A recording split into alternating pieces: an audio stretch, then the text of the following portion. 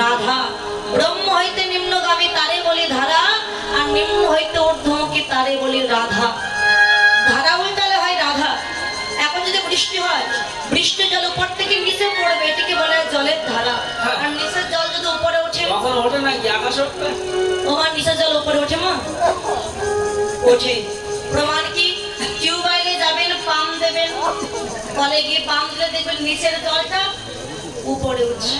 তাই দেহের মধ্যে যে ধারা আছে, এই ধারাকে যদি কেউ ঊর্ধ্বগামী করতে চান, 21,600 বার শ্বাসকে কন্ট্রোল করে, শ্বাসের দ্বারা নিম্নগামী বীজকে ঊর্ধ্বগামী করে সহস্র সারে সহস্র দল পদ্মে যে ধরে রাখতে পেরেছে, সেই হলো রাধা।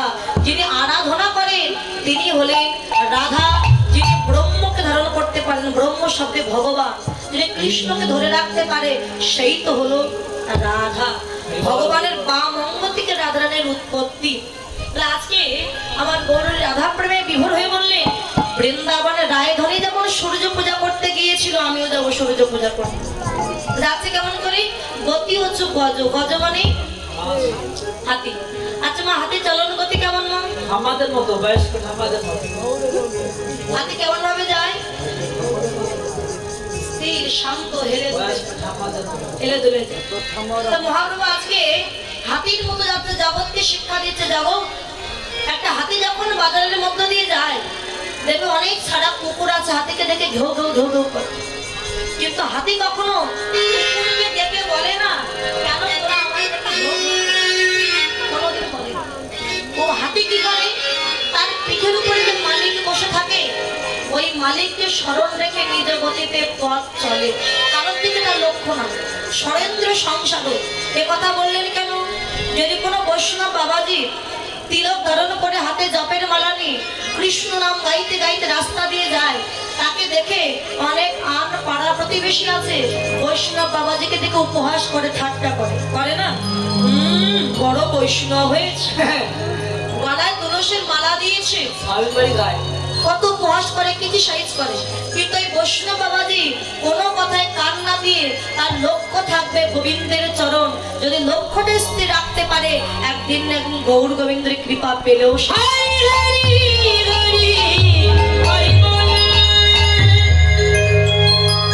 কৃষ্ণ ভজনে যেতে হলে লজ্জা, ঘৃণা, ভয় তিন থাকিতে নয়।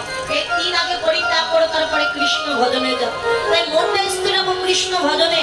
হাতির লক্ষ্য যেমন ওই মালিকের চরণ, আর ভক্তের লক্ষ্য থাকবে আমার গৌর গোবিন্দের চরণ। তাই মহাপ্রভু আজকে হাতির মতো হেলে দুলে যাচ্ছে, ঠিক রাধা প্রেমে বিভোর হয়ে মাথায় দিয়েছে ঘোম। যখন মাথায় ঘোমটা দিয়ে যাচ্ছে, এমন সময় মা যদি নহি পূর্ণ বসনে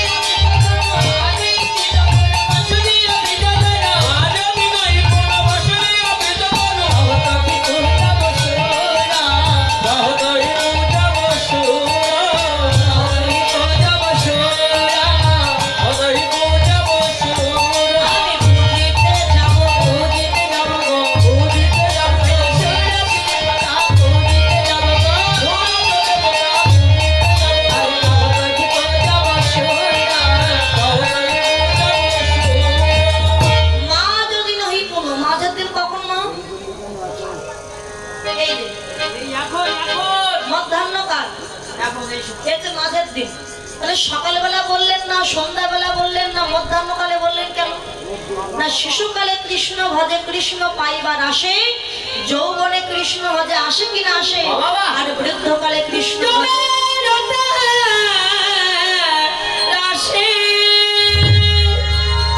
শিশু বয়সে মন থেকে পবিত্র পরিষ্কার, সেখানে একবার যদি কৃষ্ণ ভক্তির অঙ্কুর হয়, ওই গাছ আর কেউ কখনো মারতে পারে। কিন্তু যে বৃদ্ধ হয়ে যাবে, আর হবে। অনেক বৃদ্ধ বাবাজি মায়েরা আছেন, আপনারা বলবেন আমরা বৃদ্ধ বয়সে কৃষ্ণ ভজন করছি, আমরা কি ভগবানের কৃপা লাভ করতে পারবো না? তার চরণ পাবো না? পাবেন, তবে একটু কষ্ট করতে হবে। কিভাবে কষ্টটা কেমন? বাবা, গাড়িতে আপনি ফুল টাকা দিয়ে টিকিট করেছেন এখান থেকে সাতক্ষীরা যাওয়ার জন্য, তো গাড়ির সিট না পেয়ে গাড়ির রড ধরে ঝুলে যাওয়া যে আরাম, বৃদ্ধ বয়সে কৃষ্ণ ভজন করায় ঠিক সেই রকমই। আমাদের চৈতন্য গাড়ি একটি, দুইটি নয়, একটি। যদি কেউ চৈতন্য গাড়িতে উঠতে চান, সকাল সকাল চৈতন্য গুণ করতে পারেন তবেই আপনি আগে আমার গোবিন্দ কৃপা লাভ করতে পারবেন। কিন্তু বৃদ্ধ বয়সে কি হবে?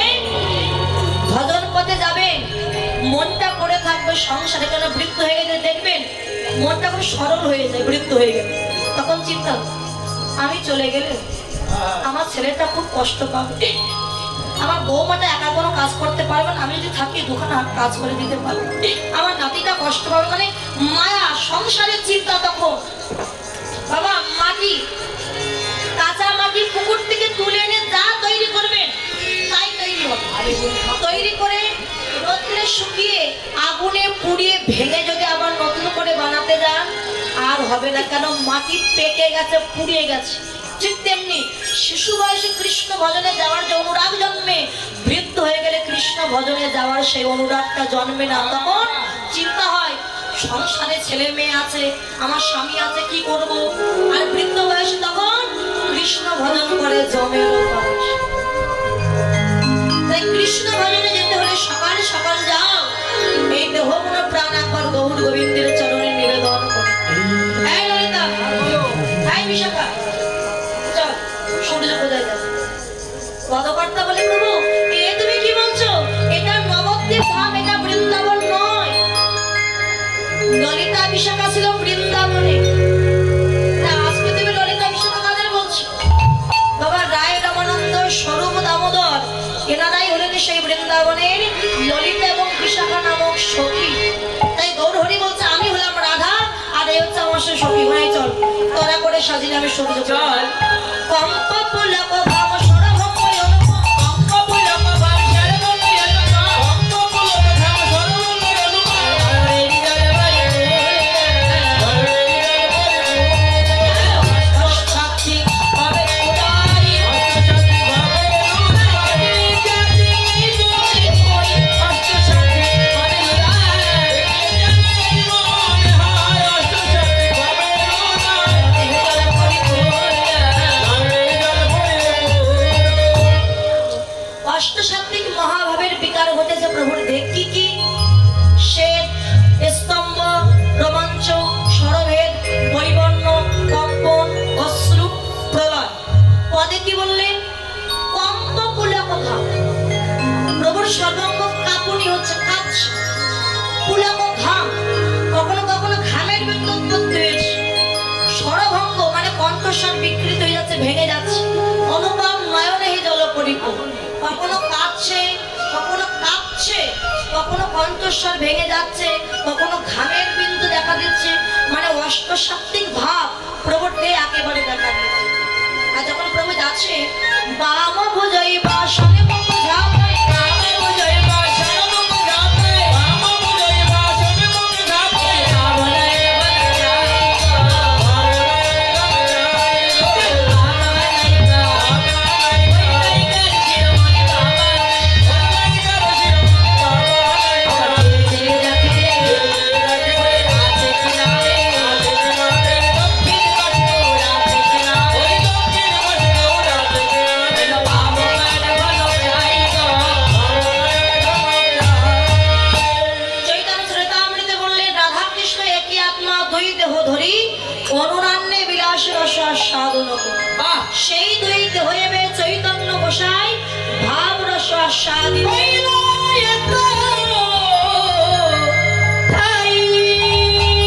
রাধা পূর্ণ শক্তি, কৃষ্ণ পূর্ণ শক্তিমান, দুই মিলে ভেদ নয় শাস্ত্রেরও প্রমাণ। রাধা এবং কৃষ্ণ আত্মা একটি কিন্তু দেহ দুইটি।